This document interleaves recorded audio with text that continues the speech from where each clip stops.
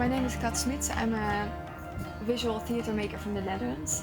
And at the moment I'm making a theatre show that's called Borders, based on the research and dissertation of Dr. Maya Hertogs, which is called Intensities of the State, an Ethnography of Intimacy and Suspicion in the Dutch Asylum Procedures. My book is about the Dutch asylum procedure, which is the place where the state makes decisions over the inclusion or exclusion of people who are considered to be generally undesirable. So people from certain parts of the world, red-listed visa places, people often who are non-white. And the only way for them to enter the Netherlands is through the Dutch asylum procedure, which is the place where they have to prove that they are deserving refugees. I got to the idea of making this theatre production while reading the book, and there are some sociological and anthropological concepts in the work that really correspond with theatrical concepts. And they make me think immediately and transport them into visual ideas. And one of the concepts is the concept of the procedural persona. Maya uses the word persona in her work as some kind of a mask, a professional mask, or a role that the IND officer puts on in order to do their work.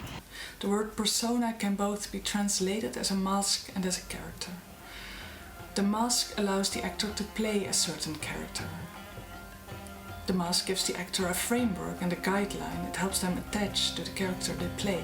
But in order to enact a persona, the person relies on their own body too, which becomes the instrument.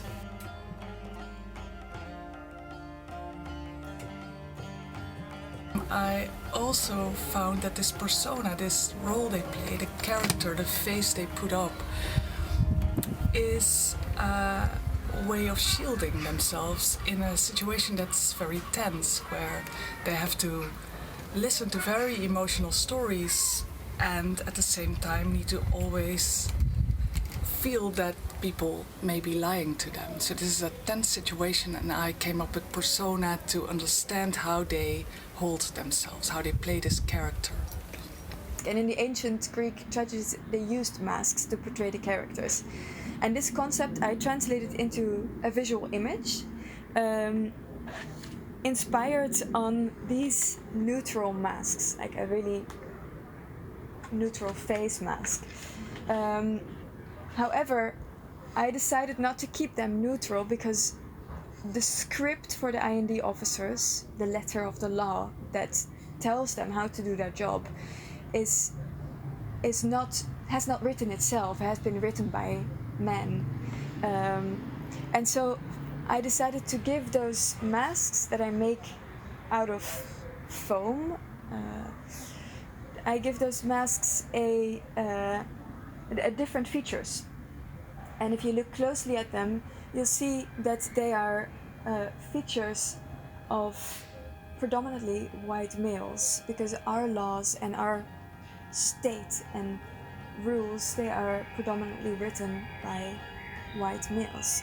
So these neutral face masks, they become a multi-headed creature.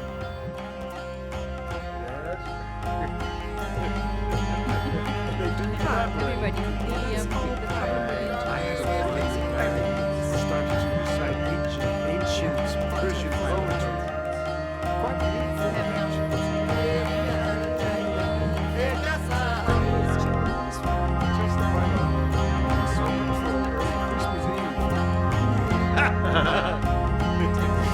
Yes.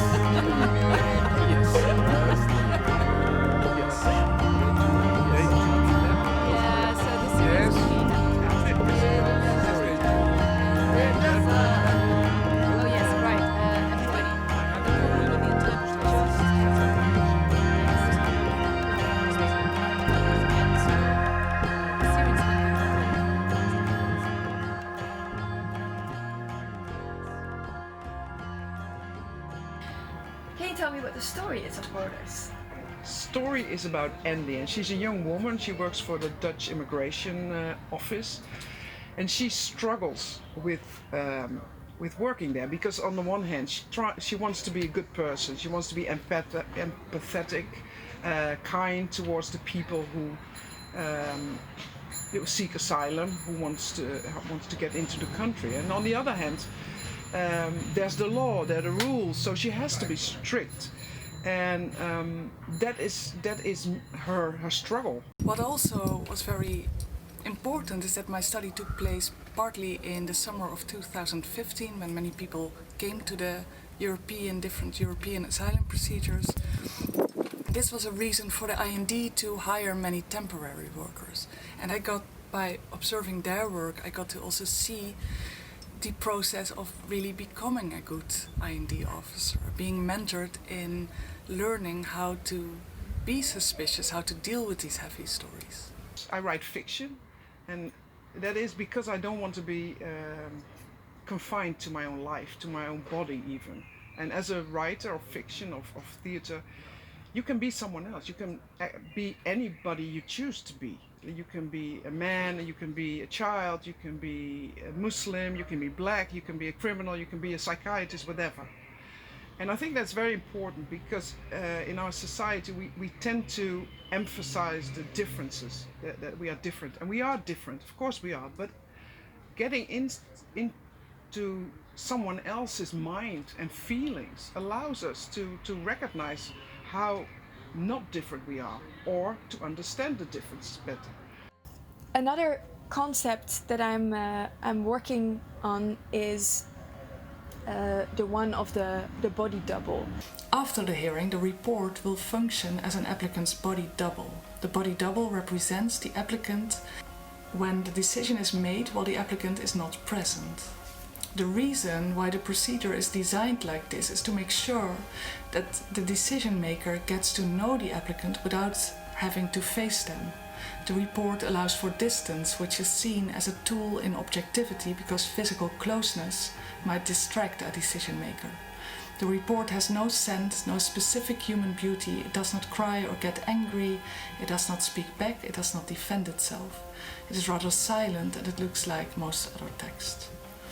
This quiet and decision-making stimulates the IND officer to focus on the text alone, to read it extensively and to notice what they call gaps, inconsistencies and vagueness, to either show that the applicant is a bogus or a real refugee.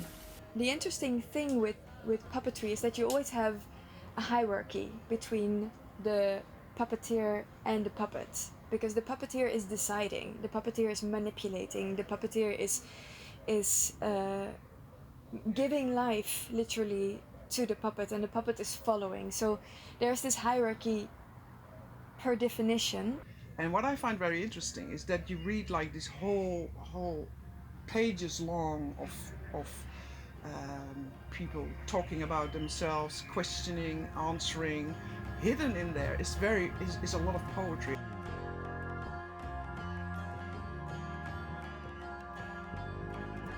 Where the applicant is flattened out and transformed into an asylum report, the procedure is the place where the letters of the law are brought to life. While much research focuses on the letter of the law, my research focused on the bodies and feelings that inevitably belong to practicing these laws. The procedure brings people closely together in intimate and asymmetrical encounters with the purpose of collecting vulnerable and personal information from applicants in order to make decisions over the in- and exclusion to the nation state.